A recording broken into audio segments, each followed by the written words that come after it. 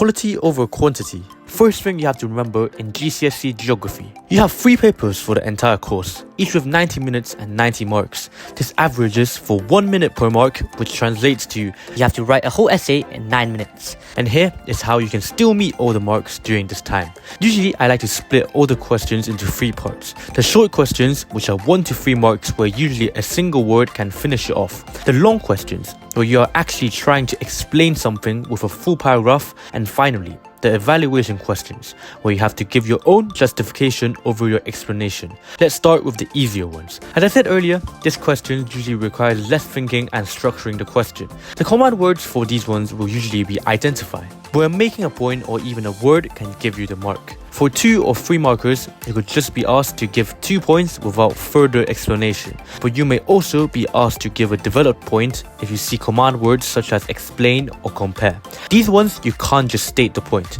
as you are completely ignoring the word to explain. So what you want to do is to just give a paragraph. You still state the point, but you keep going by explaining it and giving some evidence to support it. For example, if you see this question, you can just say deforestation exacerbates climate change and global warming. Trees act as carbon sinks that absorb over 40% of carbon dioxide from the air. They release the CO2 when they are cut off and burned, resulting in more greenhouse gases and climate change. Here, we simplified the point by not repeating the question while giving an explanation that links back to the question, with specific evidence linked to it. For these type of questions, you may also be asked to answer it based on the figures or sources it gives to you. Do remember that anything without mentioning the source is not credited, so you have to explain the features in the source. But most of the time, the answer is obvious from the source, considering most of it is just 1 mark questions. This is the only part that you might be able to go faster than 1 minute per mark. Afterwards, you really don't want to rush it. So the second part, the longer questions. The command words here are usually explain, and there are not many strategies that I could give it to you. Remember the example I gave you 1 minute ago? You basically do the same thing, but repeat it twice. For 4 markers, 2 developed points will be enough to get you 4 marks, and for 6 markers, 3 developed points will definitely be enough. But for the final paragraph of 6 marker, instead of giving point, evidence and explanation, you can just give either 1 between evidence and explanation. This helps save time, and it will already be good enough to get you a 6 out of 6 if your previous 2 points are valid and decently explained. In some cases, especially in physical landscapes, where you will be asked to explain the formation of a feature, those cases are the ones where you don't need any structure. Just make sure you write every process in detail specifically, and you'll be good with it. Generally, the problem ends here, and it's just a matter of if your writing speed is enough to catch up the timer. But there's 1 more command word for 6 markers, the discuss type. But I will keep this for now, as you will likely understand how to do it afterwards. And the final part, evaluate questions.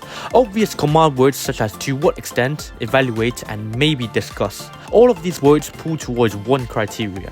You have to give points from at least 2 different perspectives, and although the word doesn't specify, you want to give your own opinion. So firstly, you start a question by stating your own view. You have 3 choices here.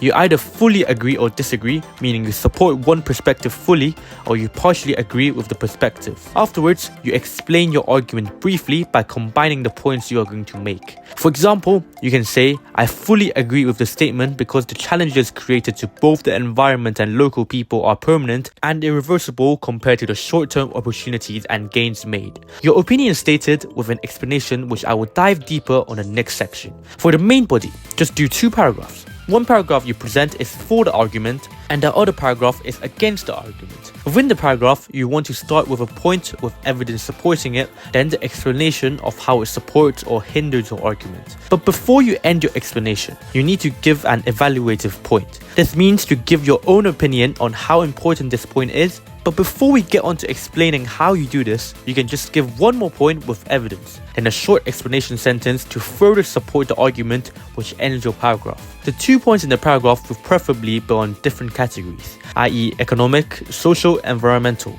Afterwards, you do the exact same thing in the other paragraph. For the conclusion, you reinforce what you have said in the introduction, but this time the whole paragraph should be justifying your own opinion.